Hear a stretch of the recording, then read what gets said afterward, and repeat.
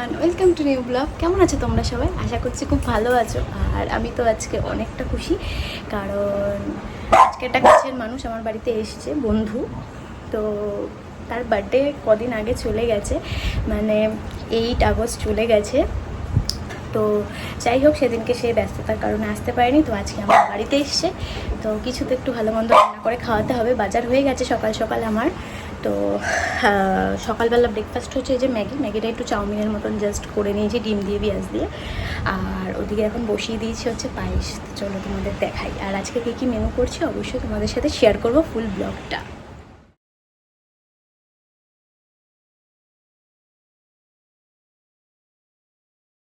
এই মাছটা নিয়ে এসছি, একদম গোটাই নিয়ে এসছি, বাড়িতে এসে কাটবো। এই যে আমাদের সোনা মা দেখতে চলে এসেছে, তাই মা?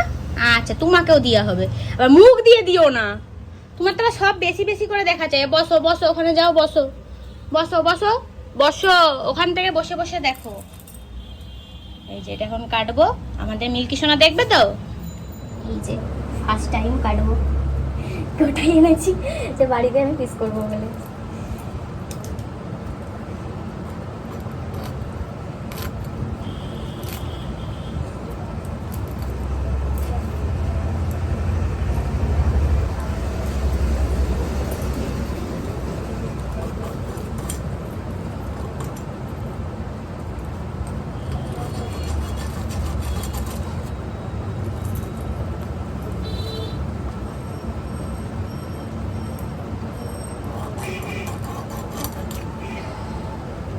পাখনাগুলো কেটে নিই।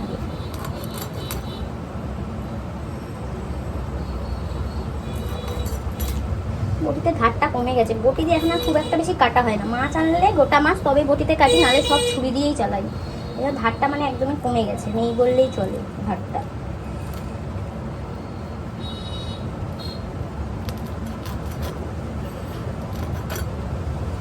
এটা কিন্তু মেয়ে মাছ, ঠিক আছে? তোমরা হয়তো অনেকে মাছ চেনো না, বাট আমি চিনি। এটা মেয়ে মাছ, তো খেতে ভালোই স্বাদ হবে। হ্যাঁ বললো ডিম নেই, আমি জানি না, পেটটা ভালো লাগে, হয়তো তেলই হবে। যাই হোক, ডিম থাকলে একটু বেশি ভালো লাগে। বাট ঠিক আছে, মাছের সাইজটা দেখেছো? পুরো আমার কিন্তু একদম এক চাটাই হয়ে গেছে পুরো। আর এতটা মানে চওড়া, কিন্তু প্রায় এতটা, এক বিদ্যা মতন চওড়া।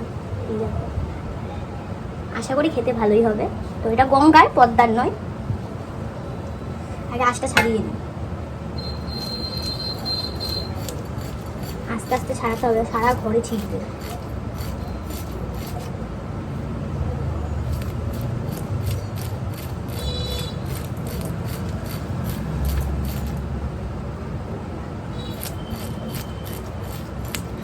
ইলিশ মাছ কাঁটার থেকে কিন্তু একটা ভালোই গন্ধ বেরোয়, তো এখনই কিন্তু গন্ধটা বেরোচ্ছে সেটা।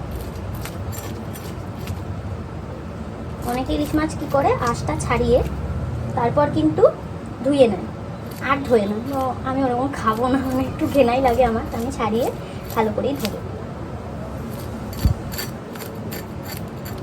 অনেকেই বলে, আগেকার দিনে বলতো যে বেশি ইলিশ মাছ ধুতেন গন্ধ চলে যায়, যেমন গোবিন্দভোগ চাল, এগুলো অনেক কিছু, খাসির মাংস, গন্ধ চলে যায়। তো এখন তো অত বেশি সব কিছু টাটকা পাওয়া যায় না, আগেকার দিনে পাওয়া যেত, ঠিক আছে। এখন যেহেতু সব কিছু টাটকা নয়, তো সেই কারণে আমার মনে হয় একটু ভালো করে ধুয়ে নিয়ে খাওয়াই ভালো। কারণ এখন অনেক কিছু কেমিক্যাল দিয়ে, ওষুধপত্র, ইঞ্জেকশন দিয়ে একদম সবই নষ্ট প্রায়।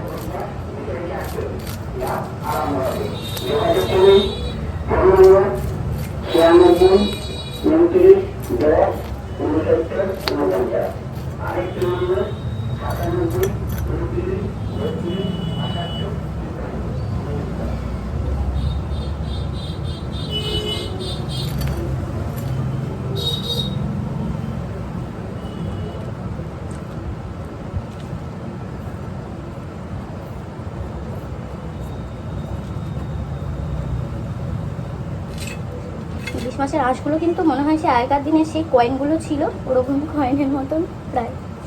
এই যে আঁশটা ছাড়িয়ে নিয়েছি সুন্দর করে, এবার কেটে নেব। আগে মাথার কাছটা কেটে নেব।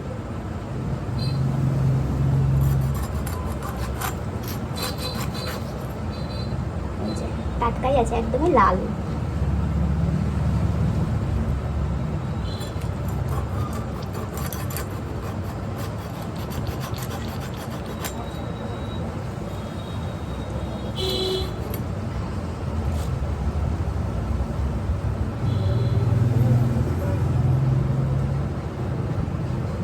একদম রক্তে ভরে গেছে, এতটা টাটকা পাবো আমি আশা করি, পুরো রক্তে ভরে গেছে।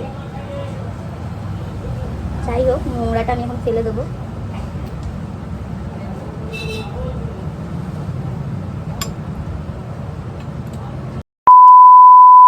কেটে ধুয়ে পরিষ্কার করে একদম নিয়ে এসছি। এখানে নুন হলুদও মাখিয়ে নিয়েছি, আর একটু সাথে কাঁকরোল ভাজবো, আর একদম ঝিঝি ঝিঝি আলু ভাজাগুলো হয় ওটা ভাজবো, কারণ একটু ডাল করছি। তো যাই হোক, তো চলো। 2000 years later. ফ্রেশ হয়ে চলে এসেছি, চান করে এখানে সাজিয়েও নিয়েছি। তো চলো একবার দেখাই তোমাদের কেমন কি সাজালাম। এই যে খুব বেশি আয়োজন করিনি, খুবই সামান্য আয়োজন, একটু ভাজা করেছি আর ইলিশ মাছ, ডাল, মিষ্টি, পাঁপড়, চাটনি, ব্যাস এইটুকুই আয়োজন আজকে।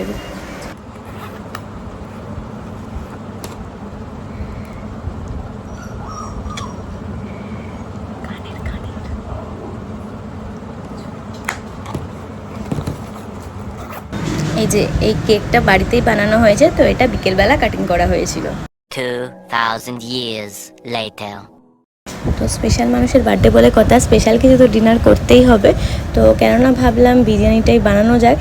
তো সে বাইরের বেশি বিরিয়ানি পছন্দ করে না, মানে দোকানের যেহেতু বিরিয়ানিগুলো একটু মানে সব কিছু বেশি থাকে, একটু উগ্র গন্ধ টাইপের, সব কিছু আতর দেয় যেহেতু। তো আমি ঘরে সিম্পলভাবে বানিয়েছিলাম। তো আমি এখানে মোটামুটি সব কিছু রেডি করে নিয়েছি। এখানে আলু ভাজা, ব্রেস্তা, চিকেন কষা, চিকেন বিরিয়ানি করছি মেনলি। আর এদিকে চাল ঠাল, ঘি রয়েছে, ডিমও দেবো, দই দেবো, সব রয়েছে এখানে, সব আমি রেডি করে বসেছি। আর এখানে রয়েছে হচ্ছে দুধ, কেওড়া জল, গোলাপ জল, আর মিঠা তো একদম সামান্য দিয়েছি, আর কেশর রয়েছে। তো চলো এখন আমি লেয়ারিংটা করব। সবার ফার্স্টে হাঁড়িতে একটুখানি ভালো করে ঘি আমি মাখিয়ে নিলাম, যাতে চালগুলো একটু অয়েলি অয়েলি থাকে। তো তারপরে আমি দেব হচ্ছে চিকেনের যে গ্রেভিটা রয়েছে সেটা, নিচে একটু গ্রেভিটা দিলে কি হয়, আমরা যখন দম দেব হাঁড়িটা, তখন চালগুলো পুড়ে যাবে না। তো চিকেনের যে গ্রেভিটা আমরা দিলাম, সেই গ্রেভিটা ড্রাই হয়ে যাবে, আর চালগুলো বেশ ভালো লাগবে, আর একটা কালারিংও চলে আসবে ব্রাউন ব্রাউন। তো যাই হোক, হয়ে গেছে। এবার আমি চিকেনটা লেয়ারিং করে দিলাম সুন্দর করে। এবার দিলাম হচ্ছে বেরেস্তা, তারপর দিচ্ছি হচ্ছে চালগুলো সুন্দর করে কিন্তু ছড়িয়ে ছড়িয়ে দিতে হবে, যেন এক জায়গায় না থাকে। তারপর ভালো করে আমি আলুগুলো দিয়ে দিলাম। এরপর দিয়ে দেবো হচ্ছে ডিমগুলো একে একে। তোমরা ডিম চাইলে লেয়ারিংয়েও দিতে পারো, আবার নাও দিতে পারো। তো চলো, এখানে বেরেস্তাও কিছুটা অল্প করে দিয়ে দিলাম আমি এখানে। এরপর দেবো হচ্ছে দই, একটু টক দই, খুব বেশি টক করব না, কারণ এটা যেহেতু একটু কলকাতা স্টাইলের বিরিয়ানি হচ্ছে, হায়দ্রাবাদি বিরিয়ানিগুলো একটু বেশি টক টক হয়, আর টক বিরিয়ানি আমার খুব একটা বেশি ভালো লাগে না। তো তাই জন্য সামান্যই পরিমাণ দই দিয়েছি, আর ওপর থেকে দিলাম হচ্ছে এই যে গুলে রেখেছিলাম মিঠা আতর কেওড়া জলের যে লিকুইডটা, তো সেটা আমি ওপর থেকে এখন দিয়ে দিলাম। তো তারপরে আবার একটা লেয়ারিং করে নেবো সুন্দর করে, ভাতগুলো আমি দিয়ে দেবো সব কটা, যে কটা ভাত রয়েছে। তারপর ওপর থেকে সুন্দর করে গার্নিশিং করে এবার আমি বসিয়ে দেবো হচ্ছে 30 মিনিটের জন্য দমে। তো চলো দেখা যাক। 30 মিনিট পর যখন ঢাকনাটা খুললাম, ওয়াও, জাস্ট দুর্দান্ত একটা কালার আর অপূর্ব একটা গন্ধ বেরিয়েছে হালকার মধ্যে। মানে দোকানের মতন হয়তো ওরকম গন্ধটা বেরোয়নি, বাট ঘরোয়া প্রসেসে কিন্তু বেশ ভালো হয়েছে। আমি এর আগেও বানিয়েছি কয়েকবার বিরিয়ানি, তো এবারটা যেন আমার একটু বেশি ভালো লেগেছে। আর স্পেশাল মানুষের জন্য রান্না করেছি, তার তো অবভিয়াসলি ভালো লেগেছে। তো যাই হোক, আজকের ফুল ব্লগটা কেমন লাগলো অবশ্যই কমেন্ট করে জানিও। আর যারা যারা আমার চ্যানেলটা এখনো সাবস্ক্রাইব করোনি, সাবস্ক্রাইব করে দিও। তো চলো দেখা হচ্ছে নেক্সট কোনো ব্লগে, ততক্ষণ টাটা।